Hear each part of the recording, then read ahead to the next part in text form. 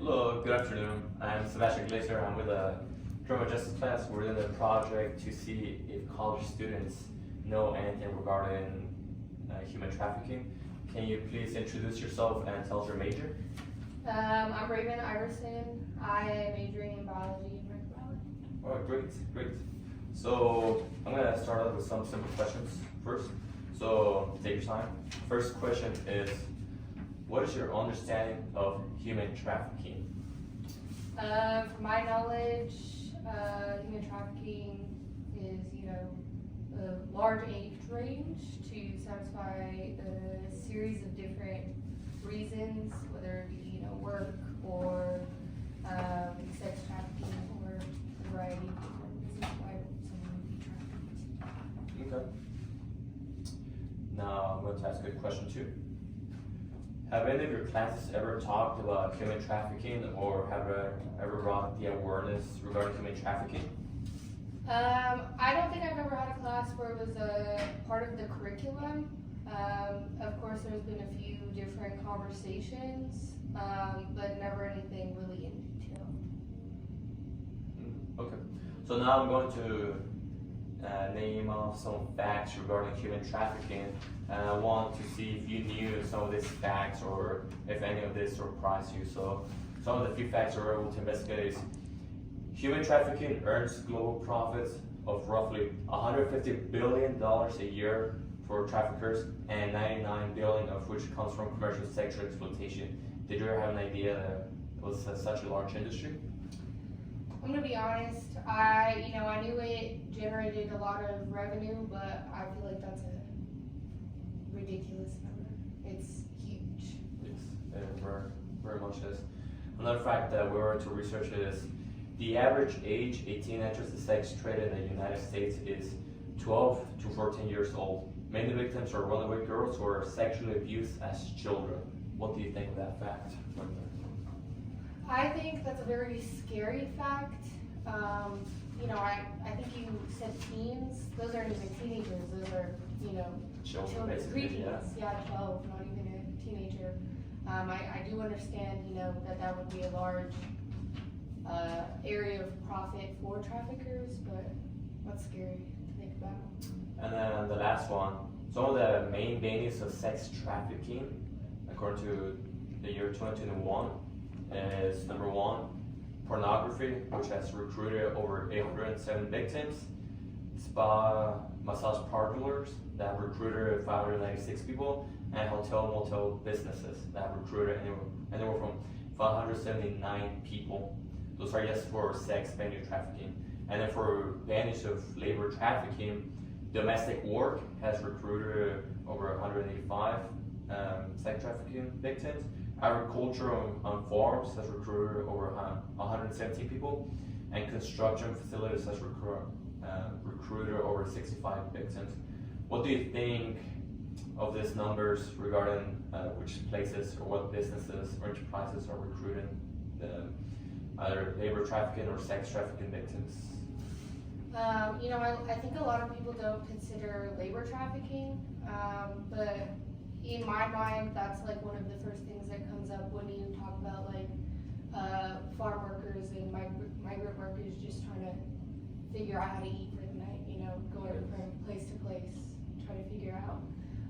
But I hear sometimes about massage parlors and stuff like that, but I really didn't know about hotels and motels and stuff like that. Yeah, so what we're able to research is that a lot of modern sex trafficking victims, they just go into either the buyer's houses or they go into hotels. It's not so much as back then where that we used to be in the streets. A lot of it's online now. Right.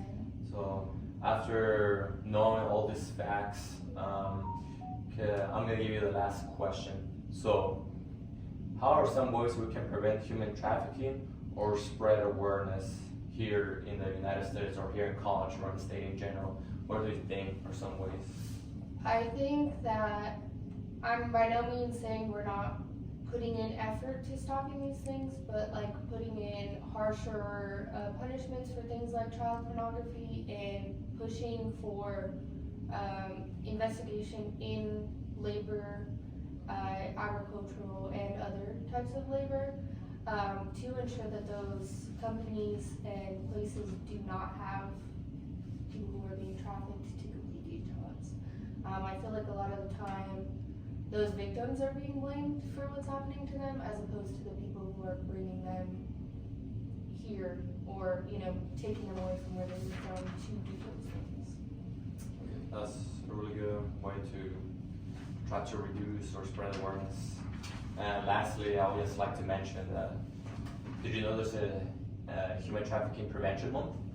I did not know that. So it's actually January, and the specific day is January 11th. And the Blue Heart is used to raise awareness for human trafficking victims. There's also a hotline. Were you aware there was a hotline for human trafficking? When you go to public restrooms, truck stops and stuff like that, there's usually a little poster in there, but I wouldn't know where else to look for those numbers as opposed to that, literally looking it up on the internet. Okay. Well, that's all I have. That's all I have for you, Iverson. I appreciate your cooperation. I hope you have a great day. Thank you. Good afternoon. I'm Sebastian Glazer. I'm with the human trafficking class.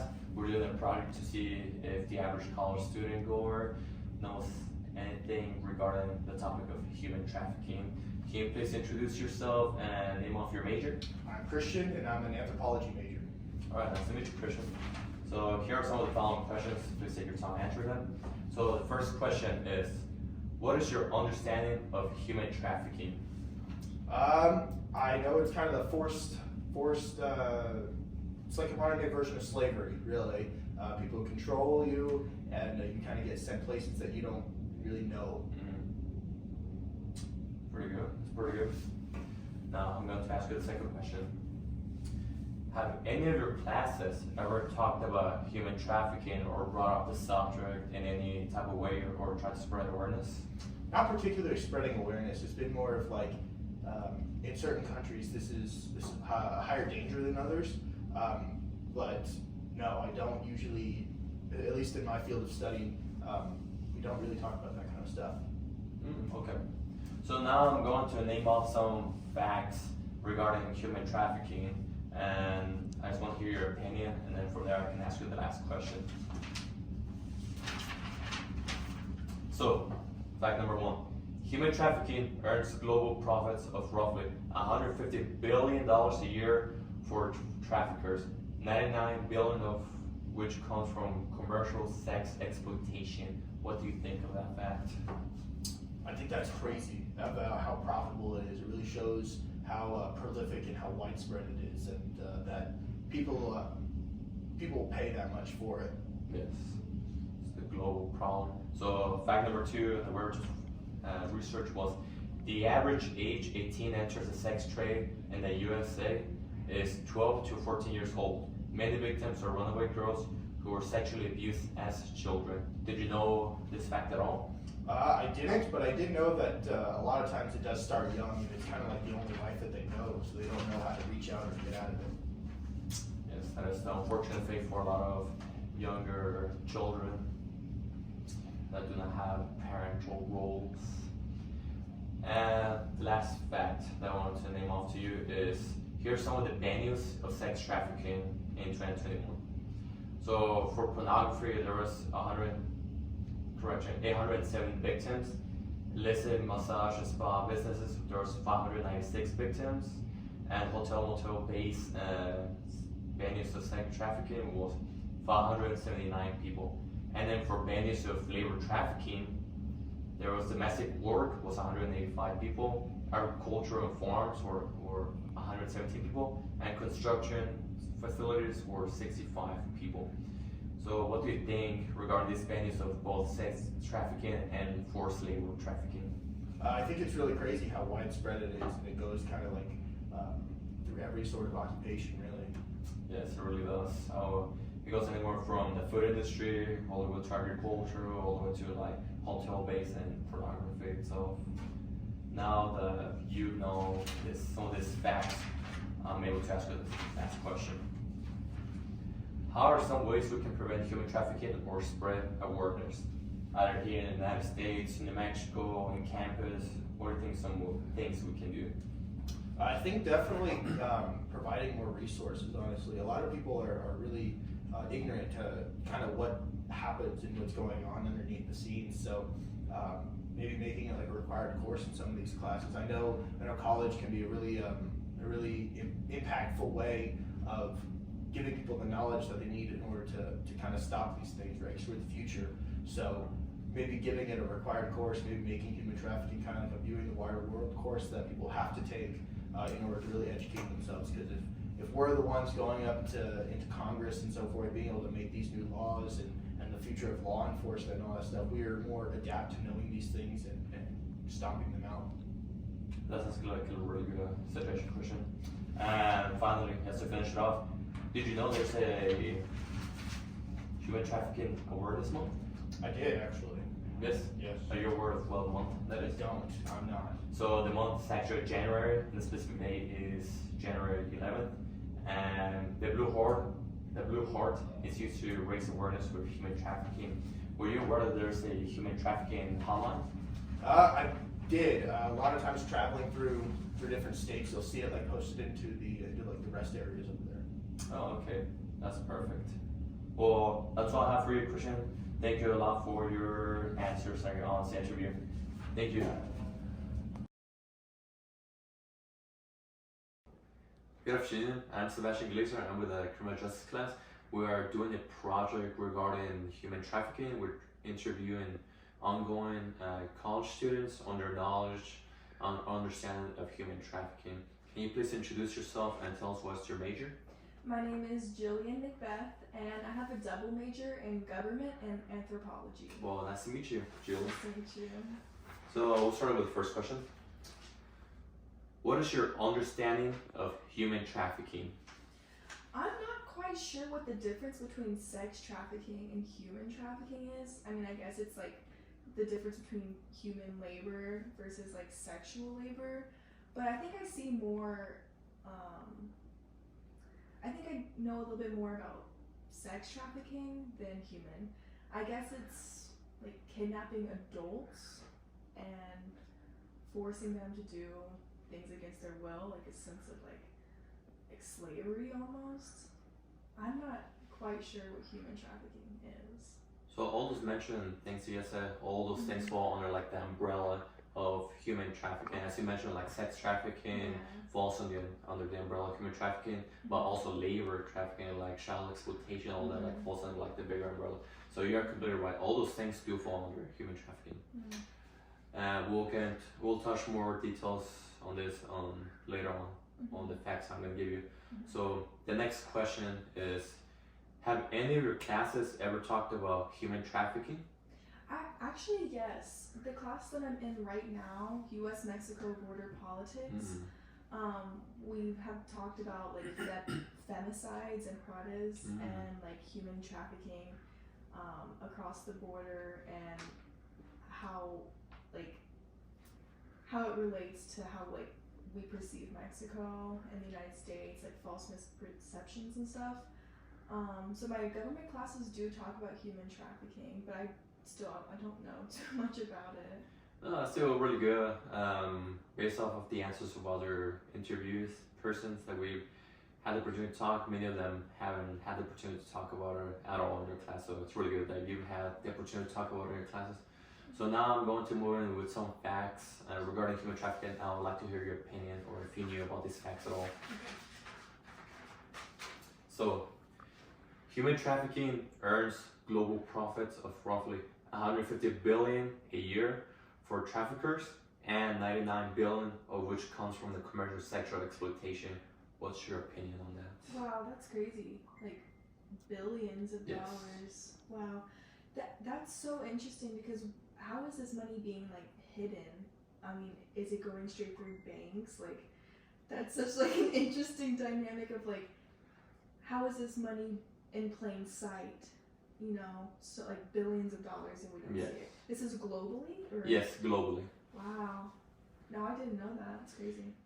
So yes, all this comes from different sources such as forced labor, human trafficking, such as organs, the black market. A lot of it is like open, such as like when workers go to different countries and they remove their visas, and basically they force themselves to work and they have no way to escape out of that country because a lot of people go into a country on the premises that like, hey, we're gonna grant your citizenship, and then they remove their documentations and then they're forced to stay there. So that's also part of human trafficking. So you see how normal labor, such as construction work, can be a victim of human trafficking.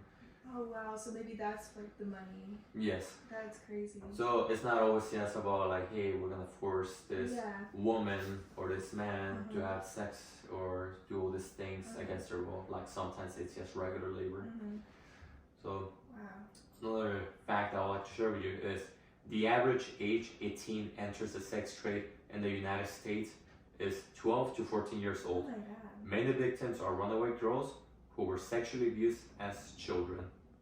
I feel like that is more, I feel like I did have an idea about that one. Yeah, I think there's like a horrible exploitation of like very young women. And that's in the United States? Yes, in the United States. Wow. Wow, that's like really upsetting. Yes. They're runaways? So are they like missing children maybe? And like they're just like they're unfortunately like human trafficked? Yeah. So according to the Department of Defense, many of those children, they have been under foster care or they're runaway children. Those are like the main victims. They're unfortunately victims of sexual abuse and end up in the future possibly victims of human trafficking. Wow, that's so upsetting. That is so upsetting. Like maybe if the United States, if we had a better foster care system, if we had more like money put into it, maybe these young girls wouldn't have to A, run away, or B, like exploit themselves in these businesses, or I don't know, is human trafficking a business? It is very much a business that falls under like the black market. Yeah. So that's like really upsetting. Maybe like if we had better outreach for these young girls, that this may not happen as much. I agree with you. And this is just in the United States. Yeah. So I would like to mention that like there's a misconception that a country such as the United States or people think of Europe and stuff like that, a first world country, that what people like to say, they still suffer from human trafficking. So this is part of our project to spread awareness like, hey, this is happening even like in a state where it's supposed to be like the land of the free and that's supposed to be like a modern society. Yeah. I would like to share with you now some additional numbers regarding where the venues of trafficking come from, basically where the victims are coming from or where they're being forced to work in. So some of the venues of sex trafficking for 2021, so there was, for pornography, there was 807 victims of human trafficking, 596 victims for massage and spa businesses, 579 on hotel, motel businesses, and 525 in residential-based commercial sex. So those are all venues of sex trafficking. And then venues of labor trafficking, which is like forced labor. We got domestic work, it was 185 people. Agricultural farms, 117 people. Construction, it was 65 people. And restaurants, food services, it was 60 people. This is just numbers, all numbers for 2021. What's your opinion regarding these venues of victims and where they're being used in? How many ag workers did you say? So agricultural workers, and keep in mind this is what's being reported because there's an estimate that there's way more. For 2021, it was 117. Wow, and that's just in the United States? Yes. Wow, that's crazy. Do you think maybe it's like, maybe that has something to do as well, like connected to like the visa part that you were explaining, that like like people will come over with the premise of working, and then it's like taken away from them. Yeah, so that is very much a problem all around the globe, and it happens in the United States as well. The people will do human smuggling, and then from there, once they take out their visa, that becomes human trafficking because they're holding them against their will. I saying like, hey, you have nowhere to run away with. You have to work here with us, or else I'm basically going to deport you. Yeah. They basically give an ultimatum: work for me. You have no escape, or I'm just going to turn you into immigration. Yeah, that's so upsetting. Very much so. I feel like this is such like an exploitative thing. It is. And then massage workers, that was really upsetting as well, right? Because I feel like that's like a predominantly like woman like Yes. field. So a lot of the victims, unfortunately, end up being women when it comes to like the bad use of sex trafficking. So for the massage one spot, it was 596 victims. 500. Wow. Yes. That's crazy. Very much is. I had no idea that it was this many. Yes, unfortunately, I didn't have. I understand the problem, but like now watching the numbers, where those victims come from, it gave me a better idea, understanding. So now that I was able to provide those facts to you, I would like to ask you our last question. That being, how are some ways we can prevent human trafficking or spread awareness, either here in the United States, in New Mexico, or on campus? What do you think are some ways we can spread awareness regarding the topic? Interesting. That's a great question. I think maybe in the United States, it would have to come down to putting more money into like resources for young people, like foster care, or I know a lot of like children become like homeless because of like different kinds of like discriminations, like racial discrimination, like gender discrimination. So I think that's like another part of like what goes on with like making children homeless. I think if the United States put more money into making sure that like, what did you say it was like 12 to 15-year-old? Like it was Yes, so many. that's usually when they enter the industry. Yeah. I mean, there are victims, unfortunately, Yeah. I know, from 12 to 14 years old. Yeah, I mean, if they're that young and they're in foster care, then I think nationally it would have to come down to like putting more money into programs that are preventative to prevent children from having to go through that. And I think on a state level, something that could happen would, or something that seems pretty small but could make a big wave for like the national attention is voting. I know that's like so cliche because I'm a government major to tell people to vote, but I think like if this is something that people really care about and they do want to change this, then it comes down to electing people in your local, state, national government that you think will help have this done. And I think on campus there's a club called Humans for Humans. Yes. Have you heard of that? Yes, I have. They also have the. I also like to mention that they had a human trafficking prevention month where they were doing the T-shirt project. Yeah, I saw that. I went to that actually. I went to one of their meetings back in like August, in the beginning of like the school year, and I think that that's super awesome. I think that they do like excellent outreach. So I think that that's something that's already happening on campus that it would be awesome to see them get bigger, more members, you know? Most definitely. Yeah. Last question. Okay. Are you aware that there's a human trafficking hotline? Hotline? Yes. I think I was actually. Yes. There's like a hotline for like a bunch of things. Yes. So I mean, if I really needed it, that's what I would look Okay. up. Well, that's all of the questions I have for you. Sweet. Thank you very much for your time and for your input. I hope you have a great rest of your day. Thank you. You too. Thank you. Good afternoon. I'm Sebastian Glazer. I'm in the criminal justice class, and we are doing a project with the human trafficking class to see what's the general knowledge of college students, to see how much they're aware of the knowledge regarding human trafficking on the topic. Can you please introduce yourself and tell us your major? I'm Jared Ayala, and my major is anthropology. Nice to meet you, Jared. Thank you. Nice to meet you. So I will start off with the first question. What is your understanding of human trafficking? Okay, well, my understanding is that like, there's the sexual trafficking, like human trafficking aspect of it, and there's the immigration aspect of it, right? Does that constitute as human trafficking, like immigration wise? So that'll be kind of like the part of like human smuggling, but human trafficking is like this big umbrella that has like sub branches of it, such as forced labor and people smuggling, child sex exploitation. So all that like does fall under human trafficking, Okay. and like anything that's unwilling or like it's not consensual within like a victim and a capture. Okay. Yeah, I know a little bit about it. I know like human trafficking is pretty not gonna say popular, but it's predominantly takes place in Mexico and like border regions. Yes.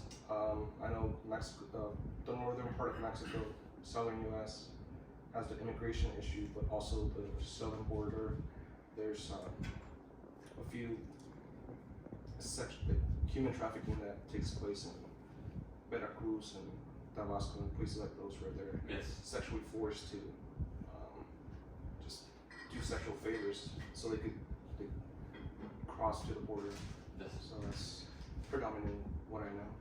Okay, thank you. That's very interesting to know about. That's not just in the United States, it happens all around the world. So my second question to you now is, have any of your classes ever talked about human trafficking or brought up the topic of human trafficking? No, I don't think so. I think probably one or two talk, probably cultural anthropology. I think that's the one that discussed it, but it's not necessarily in depth. It's just very broad. I guess since it's very like difficult subject for people to grasp. Yes. I think that's why a lot of classes that focus on anthropology are just kind of like deviating from the negative aspects so people could look at culture like in a nice way. I guess. Okay. Thank you. So now I'll move on to some facts and I want to hear your opinion if you knew about this, facts or not, or your opinion on it. So the first fact being, human trafficking earns global profits of roughly 150 billion a year for traffickers, 99 billion of which comes from commercial sex exploitation. What do you think of this, or have you ever heard about these numbers? No, I have not heard of that, but that's quite a lot of money. Yes, that's That's a what lot. I'm saying.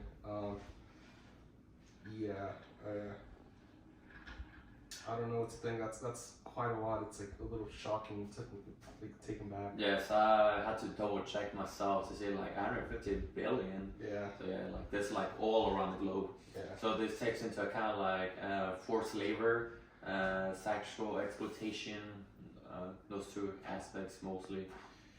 The second fact is the average age a teen enters the sex trade in the United States is 12 to 14 years old. Many victims are runaway girls who were sexually abused as children. Okay. Damn.